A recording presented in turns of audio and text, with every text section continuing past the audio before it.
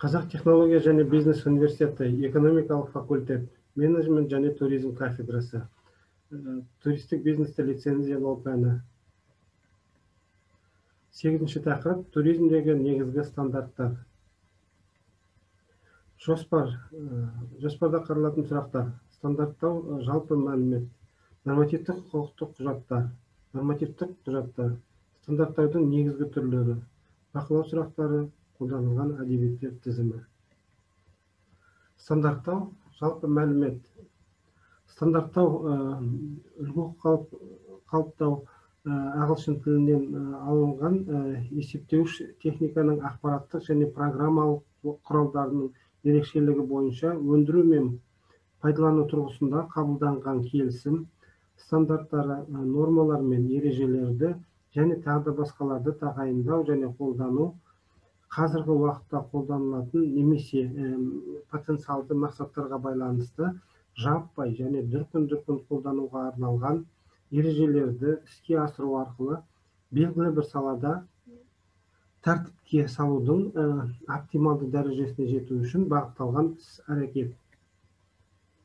Нормативтік құжаттар қауіпсіздік талаптарын, ережелерді, жалпы қағидаларды, мемлекеттің жекеленген түрлеріне қатысты сипаттамаларды қамтитын құжаттар.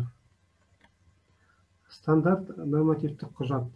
Стандарт нормативтік құжат ол белгілі бір саланы оптималды дәрежеде ретке келтіруге бағытталған уәкілетті ұйыммен бекітілген келісім бойынша дайындалған нормативтік құжат. Мұнда стандарттау бойынша нормативтік құқықтық құжаттар мұнда адам өмірі мен денсаулығы үшін өнімнің, үрдістің және қызметтің қауіпсіздігіне мемлекеттің міндетті талаптары көрсетілген. Ақпараттық қызметтері, өнеркәсіптің және өндірістің қауіпсіздік, ғимараттарды, құрылыстарды және олардың территорияларына жататын нысандарды пайдалануға қауіпсіздік, өрт қауіпсіздігі, биологиялық қауіпсіздік, электромагниттік сыйымдылық, экологиялық қауіпсіздік, ядролық және радиациялық қауіпсіздік, химиялық қауіпсіздік, электрлік қауіпсіздік, ақпараттық қауіпсіздік, өлшемдердің бірыңғайлылығы, азық-түлік тағамдарының қауіпсіздігі, балалар тағамының қауіпсіздігі, механикалық қауіпсіздік бағыттары бойынша жүргізіледі. Стандарттардың түрлері.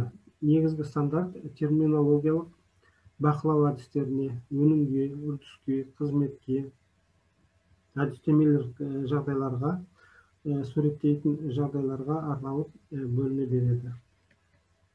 Негізгі алынатын стандарт белгілі бір салаға арналған жалпы және жетекшілік жағдайларды қамтитын нормативтік құжат. Әдетте ол стандарт ретінде немесе әдістемелік құжат ретінде қолданылады.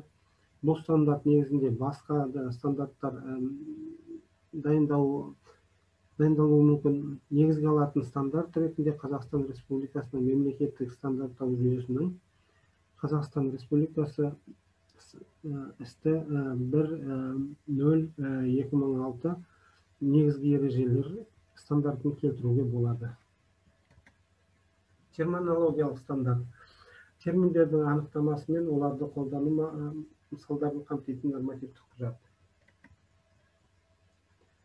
Өнімнің, қызметтің, үрдістің бақылау әдістеріне арналған стандарт. Өнімге, қызметке, үрдіске қатысты әрекеттерді, мысалы, тексеру үшін үлгілерді таңдау және әртүрлі бақылау әдістерінің процедураларын, ережелерін, әдістерін орнататын нормативтік құжат.